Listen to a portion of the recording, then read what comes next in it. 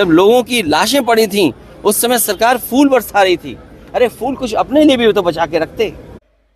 आज तक देश को नहीं बता रहे यहां कितने लोग मरे। माँ को क्या जवाब देंगे आप? माँ को मैं क्या जवाब दूं सर।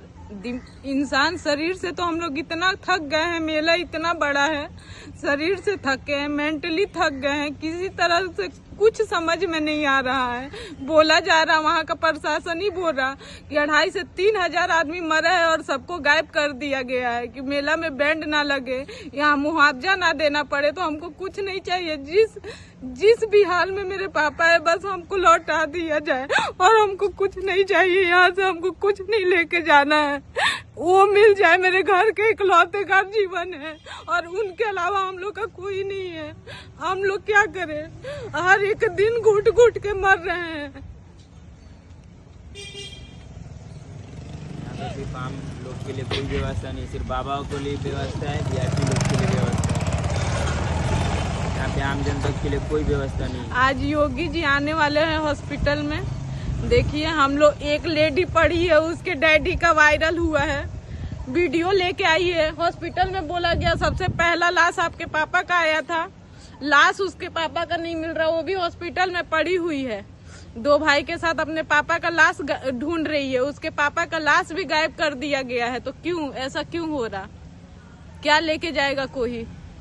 कि ये सरकार कितनी क्रूर और असंवेदनशील हो गई है कि मैंने स्वयं राज्यसभा में 258 रूल के अंदर पॉइंट ऑफ ऑर्डर रेज किया कि सैकड़ों लोगों की जान कुंभ मेले में गई और कुंभ मेले में हम संवेदना तक व्यक्त करने के लिए नहीं तैयार है, शोक प्रस्ताव तक लाने को नहीं तैयार है। इस सरकार लिस्ट जारी करने को नहीं तैयार है। कुंभ मेला में धूमधाम से दिखा रहे थे, वहां पे स्टैम्पीड हुआ, लोग मरे। आज तक देश को नहीं बता रहे यहां कितने लोग मरे। आपको दुख होना चाहिए, जब लोगों की लाशें पड़ी थीं, उस समय सरकार फूल बरसा रही थी। अरे फूल कुछ अपने लिए भी तो बचा के रखते, कभी वो भी काम आते फूल। क्या मरने वालों पर फूल डाले जा रहे थे या जो श्रद्धा के साथ जो वहां पर आए थे उन पे फूल बरसाए जा रहे थे? ये सरकार झूठी है। जो एक सरकार महाकुंभ नहीं करा सकती, उसका हर आंकड़ा आज के बजट में झूठा है। जो मरने वालों का आंकड़ा न दे पाए, हम बजट के आंकड़े का क्या करेंगे? मरने वालों का आंकड़ा नहीं दे पा रहे, खोए वालों का आंकड़ा नहीं दे पा रहे। शंकराचार्य कह रहे हैं आपका मुख्यमंत्री झूठा है। क्या शंकराचार्य आपका कह रहा है? कुछ लोग खुल के कह रहे हैं, और जितने भी वहाँ साधु संत शंकराचार्य आए हैं वो दबी जुबान पर कह रहे हैं कि इससे बुरा महाकुंभ नहीं हो सकता था। सोचिए, आज उपराष्ट्रपति स्नान लेने गए हैं, ये सब छिपाना चाहते हैं। जो खोया पाया केंद्र है उसमें बड़ी संख्या में लोग भटक रहे हैं। कुंभ में लोग अपने मोबाइल पे अपने परिवार के सदस्यों की तस्वीर लेकर के, कोई अपनी माँ की तस्वीर लेकर के, कोई अपने बेटे की तस्वीर लेकर के, कोई अपने परिवार के सदस्य की तस्वीर लेकर के कुंभ में लोग भटक रहे हैं। लेकिन सरकार उसकी जानकारी के लिए कोई इंतजाम नहीं किया है। जो आंकड़े बताए जा रहे हैं जान जाने के, वो झूठे आंकड़े हैं। जिस सरकार को 17 घंटे से ज्यादा लग गया हो जानकारी देने के लिए कि वहां पर भगदड़ हुई है, लोगों की जान गई है, और जब हम और आप लोग बात कर रहे हैं 100 घंटे से ज्यादा हो जाएंगे। लोग जो स्नान लेना चाहते थे, कुंभ में स्नान नहीं करा पाई सरकार। लोग त्रिवेणी में जाते हैं स्नान के लिए, स्नान नहीं करा पाई। और कोई भी ऐसा शंकराचार्य साधु संत और देश का बड़ा साधु ऐसा नहीं है जो महाकुंभ में न रहा हो। इनके किस आंकड़े को हम यकीन माने? जो लोग कहते थे डिजिटल इंडिया, उस महाकुंभ में हजारों सीसीटीवी कैमरे हैं, उस कुंभ में हजारों ड्रोन से उन्होंने समय समय पर जानकारी हासिल की। क्या सरकार के पास मरने वालों के आंकड़े नहीं है?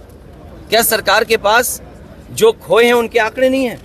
जो सड़कों पे चले गए, मर गए लोग जाकर के, लोग अयोध्या गए, वो प्रभु श्री राम के मंदिर का दर्शन नहीं कर पाए। जो लोग बनारस गए उसका दर्शन नहीं कर पाए। सड़कों पे रातें गुजारी हैं लोगों ने। सुनो, ये वर्ल्ड की इकोनॉमी 5th लार्जेस्ट से 3rd लार्जेस्ट ले जाना चाहते हैं। जो सड़कों पर लोग सोए हैं 12-12 घंटे, एक दिन, 2-2 दिन। कई लोग जो बाहर से चल करके अपने इंतजाम से आए थे, आप पता कर लीजिए प्रयागराज से अयोध्या जाने में कितना समय लगा है लोगों को। 12 घंटे, 16 घंटे, एक दिन लगा है। कोई दर्शन नहीं कर पाया। कोई बनारस गया, गाड़ियां आने नहीं दी किसी की, अगर बनारस के लोग में तब भी नहीं गाड़ी देने दें। ये क्या इंफ्रास्ट्रक्चर बना रहे हैं? प्रधानमंत्री का क्षेत्र क्यूट को बना रहे थे। जिनके पास ये सपना नहीं है, विजन नहीं है कि देश की आबादी क्या और कितना बड़ा इंफ्रास्ट्रक्चर होना चाहिए। जिस महाकुंभ में लोकसभा के टीवी में प्रचार हुआ, कल भी मैं जब था लोकसभा के टीवी में प्रचार हुआ, आप सब चैनल वाले लोग हैं, आप पर न जाने कितना बड़ा पैकेज देकर के प्रचार कराया गया। जब 40 करोड़ लोगों का इंतजाम करना था तो क्या आपने इंतजाम किया? आप स्नान को लेकर के आपने तो आंकड़े पेश कर दिए कि 10 करोड़ लोगों ने स्नान कर लिया, लेकिन किनकी जान गई है, कौन खो गया है, उसकी आपके आंकड़े ही नहीं है। ऐतिहासिक, आज तक पृथ्वी पर इतने करोड़ों लोगों का संगम नहीं हुआ है। और जो उत्कृष्ट व्यवस्था है, जो प्रशासन ने कार्य किया है, मैं अभिभूत हूं।